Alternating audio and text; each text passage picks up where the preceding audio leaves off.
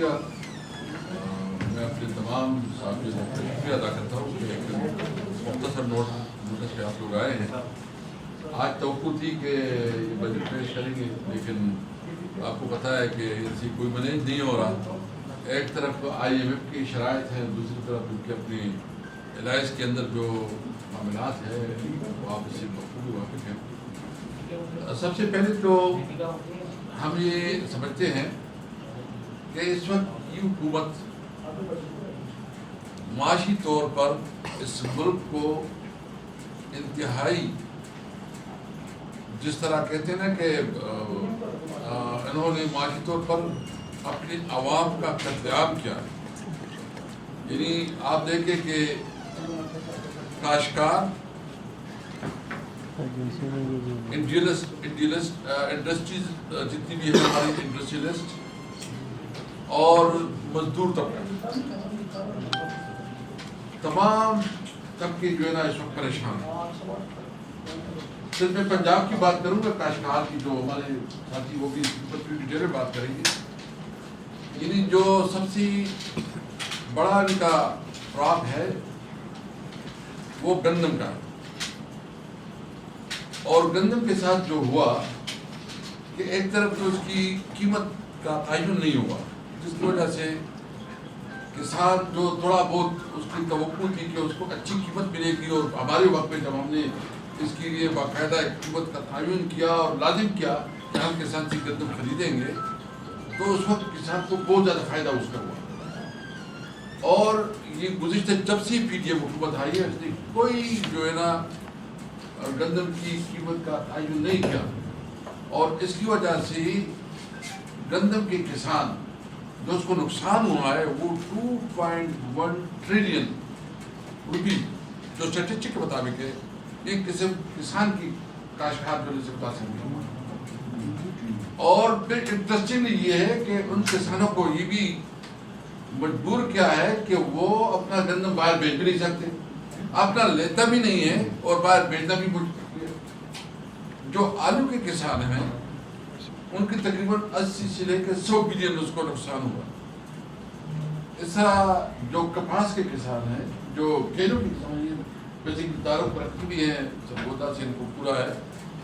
یہ صرف ایک بھی ایسا کسان کا وہ نہیں ہے کہ یہ کہہ سکتے کہ ہم نے کوئی ریلیف دیا. کسان کو تو بالکل تباہ برباد کر دیا. مزدور کی حالت دیکھیں، پہلے تو بے روزگاری ہے. فیصل آباد کی جو انڈسٹری ہے وہ اس وقت جو ہے نا، میں خود ایک سال پہلے ہم گئے تھے، آپ کے پاس جو آئے تھے، جتنی انڈسٹریز مالکان تھے ان کے ساتھ ہماری میٹنگ ہوئی تھی، وہ بیچارے رول رہے تھے. جو ٹیکسٹائل انڈسٹری ہے وہ بالکل بیٹھ گئی ہے ان کی ناکام پالیسی کی وجہ سے. ہمارے وقت میں ہم نے ٹیکسٹائل میں اسپیشل پیکیجز دی اور وہاں اس وقت مزدور نہیں مل رہا تھا.